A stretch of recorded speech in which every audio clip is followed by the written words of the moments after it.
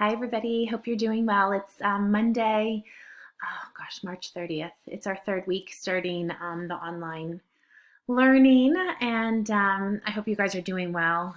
I'm super proud of you guys, though. I hope you all know that we had a social studies department meeting the other day, and so many of the teachers were kind of complaining that students weren't doing what they were asking. And I really felt bad that I was like, my students are perfect. They're so great. They're doing everything they need to be doing. So I hope that you're feeling that my class at least isn't like as overwhelming maybe as some teachers. And I hope that some teachers are kind of adjusting now that we're in the third week. So anyways, we're moving into Unit 11, which is the last unit that we have that's going to be covered on the AP exam. We're going to get updates as teachers for AP on Friday, so I'll have more information Friday for you guys in terms of what the exam is going to look like. From what I understand, though, I think it's going to be open notes, which is kind of crazy, but good for you guys.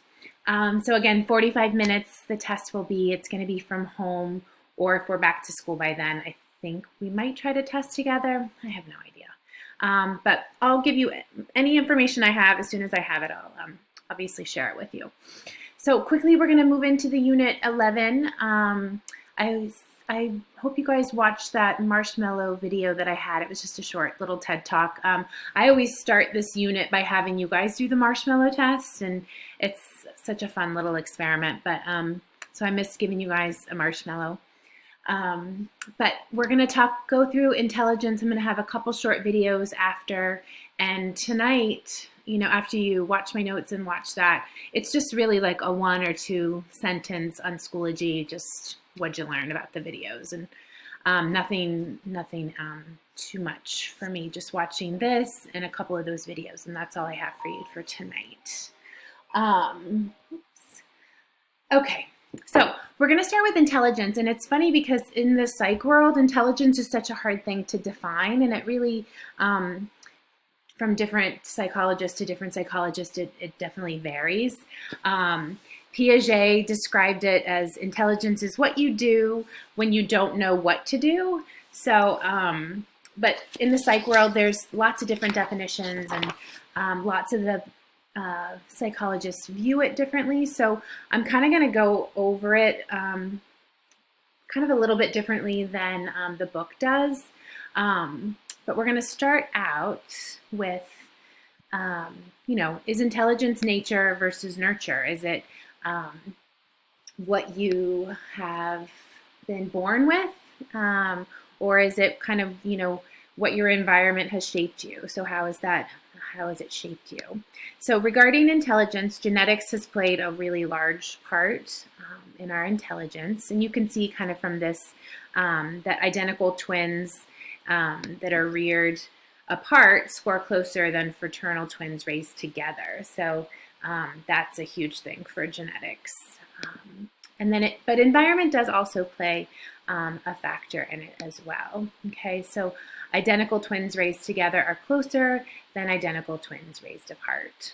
Okay, so that's our nature versus nurture again. This theme is always in the psych world. We've also talked about Terman before. So Terman's longitudinal study, we talked about him back in the research unit. Remember Terman's termites? He studied in 1920 a group of students that had above 145 IQ, and then he kept like going back and seeing, did they, how they evolved with everything. So that's one of the biggest longitudinal studies in the intelligence IQ world. So he did a survey in 1928, and then he went back in the 36, and then 40. Then there was a little bit of a gap, and then he, did it in 2003 as well. But basically, the purpose of the study, kind of to just backtrack, we talked about this a little bit in the research unit, but he studied these gifted students, and it was an IQ of 135, to disprove this negative stereotype that smarter kids and more intelligent kids are socially inept. So he found, though, that doing this study with those, that the most gifted students did live happily and normal lives. They weren't socially inept just because they had a higher IQ. Okay. The Flynn effect, Gosh, the old AP exam, this was always on it. And there's a TED Talk with James Flynn that I'll probably have you guys watch Wednesday. It's about 15 minutes long, but basically James Flynn came up with the Flynn effect, and it was just that standardized tests need to be constantly updated because intelligence performance each year increases. And basically he's saying that, IQ just gradually increases every single year. And so we're smarter than our grandparents were, or our IQ is higher than they are. But he basically says that these IQ tests need to be kind of constantly updated because of that. Okay, this is who James Flynn is, and I put my mnemonic for him is Flynn looks like flying, and flying is for going up. So that's how to remember James Flynn. All right. Okay, so we want to talk about kind of like how we label the IQ, and that is the IQ. We know this from the research unit, so it's a bell curve. But the IQ in it is 100, is where a normal IQ is here, this 100. And then anything above it, the standard deviation 1, 2, and 3, then you're going to come into this high intelligence. If you go down 1, 2, 3 standard deviation, then you're going to be more where the cognitively disabled are. And there's some disorders there. So cognitively disabled, this is when you have this condition with limited mental ability, and it's defined as the IQ score below 70 or below, okay? And then you're going to really have a lot of difficulty with life demands, especially, in the occupational world. So there'll definitely be some deficits there. Okay, so that's intellectual disability. A savant syndrome, this is when an individual with otherwise limited mental ability but has this profound ability beyond what's expected. So they're going to have like really crazy, they might remember numbers really easily, or they have really crazy art abilities or memory, but their IQ is significantly lower. Okay, and that kind of like Rain Man, if you've seen that movie. And I am going to show you, there's a little clip on YouTube that I'll show you about this, but he's definitely in that savant category. So savvy, understands, right? Savant, you're super savvy, okay? But their IQ is a little bit lower than normal. Okay, and then you have this gifted population, and that's an IQ above 135. And again, that's where Terman, he grabbed those kids that had an IQ higher and then studied them all through.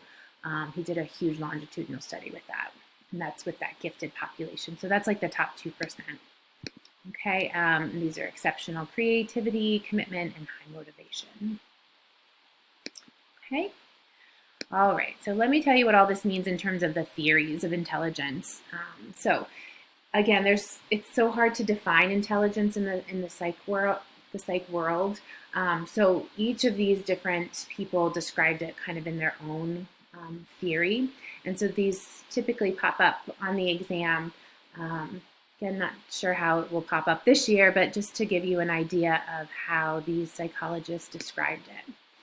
So only one intelligence, this is Charles Spearman, and he basically believed there was this G factor, or this general intelligence, that all mental abilities, is just this one G factor. So a high G factor would mean that you would likely succeed at any task, and it correlates with like high school performance, high GPA, high test scores, all that good stuff. So again, Charles Spearman is just one factor, okay? So this is Charles here, and then he just felt like all of these things were just described better in one G factor. So 1 point hits the middle. So all of those things that you see here in the middle, you're basically good at all of those. So that's how he kind of explained that. So you excel with cognitive task in like all of those areas. Okay, and he described it as the G factor. Where Gardner and a couple other theorists, they described it a little bit different. So multiple intelligence, this is Howard Gardner, and he believed there's 9 different intelligences. And he felt like there was evidence in this with that savant syndrome. So even though you might have a lower IQ, you're really good at music, or you're really good at art, or you're really good at like the spatial, putting things together. So that's where he felt like his theory kind of described intelligence better than the other theories. Okay, and I'm going to have a little short YouTube. This is only 4 minutes too after this, so you can kind of watch his take on the multiple intelligences. And then these are the multiple intelligences that you can kind of see. I don't know if this is so good that I can, maybe I can make it a little bit bigger. I guess I can't. But he's saying that there's these 9 factors. So like the linguistic, that's going to be how word smart you are. So that would be in this verbal linguistic. The logical math, that's, you know, how smart you are with like numbers and reasoning smarts. The musical, you know, it's obviously, you know, how smart you are with pitch and rhythm and sounds. You might be skilled at performing, writing, and appreciating music too in this one. Okay.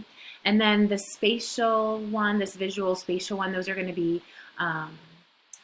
like the ability to kind of understand and reconstruct these visual images, like an architect, interior designer, artist. Those would have a high visual and spatial. And then bodily and kinesthetic, those would be like accomplished dancers, rock climbers, athletes. They would have this good sense there. Interpersonal, that one is your understanding and empathizing with others.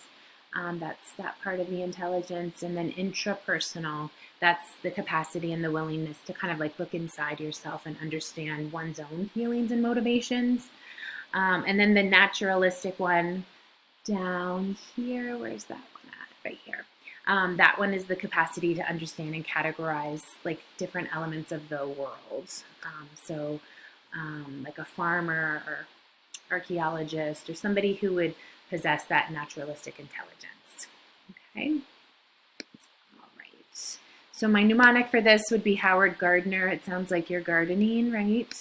Where Spear has 1 point and 1 intelligence. Gardner has many tools. So that would be multiple intelligences. Okay. I like this one, but maybe you don't. Okay, and then the last one here is the triarctic theory. This one is Robert Sternberg, and he believed that, you know, that we do have multiple intelligences, but he felt like there was not 9, like 9 was too much, but he felt like there were 3 parts of intelligence. So the creative, the analytic, and the practical. And in these, creative, you're more imaginative and you have these innovative skills. Analytic, you're kind of more like academic and problem solving skills. So like numbers, memorizing, all of that. And then practical, those were like your street smarts and your common sense and your people skills. So those 3 are the main ones that we typically see as theories about intelligence and how to define it. So Robert Sternberg, what was this is my mnemonic for that. Oh yeah, with the E's. Do you see how I put those E's there? 3 intelligence, 3 E's in his name. Okay, and then there's crystallized intelligence versus fluid. And this was Raymond Cattell. I forgot about him. He felt like there were 2 types of mental abilities. So with crystallized intelligence, that is like one's lifetime of factual intellectual achievements. So all your facts that you remember, your dates, all of that. So stuff you would use at trivia. So you're always going up, you gain more crystals, or like you win more on Jeopardy. Okay, so that's that crystallized intelligence. Just want to make sure I've got that all for you. Yes. And then there's this fluid intelligence, and this is the ability to think logically and quickly and kind of solve problems in new situations, regardless of like acquired knowledge. Okay, and so this peaks around 25 to 30, and then it decreases, where crystallized intelligence is always going up. It's kind of like what you know. Yes. Okay. And then, so fluid decreases as you drink it. You gain more with crystals, so it's more like facts and lifetime, where fluid is like quick and you peak around 25 or 30 and then it decreases. Okay. All right. And there's kind of a little chart with how that kind of looks. So with infancy, it's like kind of you're crystallized, you're always gaining that crystallized intelligence. But then with fluid intelligence, you kind of like gain it and then it goes down with old age. You kind of forget things with old age. Okay, that is it for today. Okay, so again, after this, you're going to have 2 short YouTube videos that are like 4 minutes a piece. And then on Schoology, you're just going to write me a quick 1 to 2 sentence, just what you thought about the 2 videos. And that's all you have for today. The next day, which I think will be Wednesday, I'm just going to have you probably watch that James Flynn TED Talk.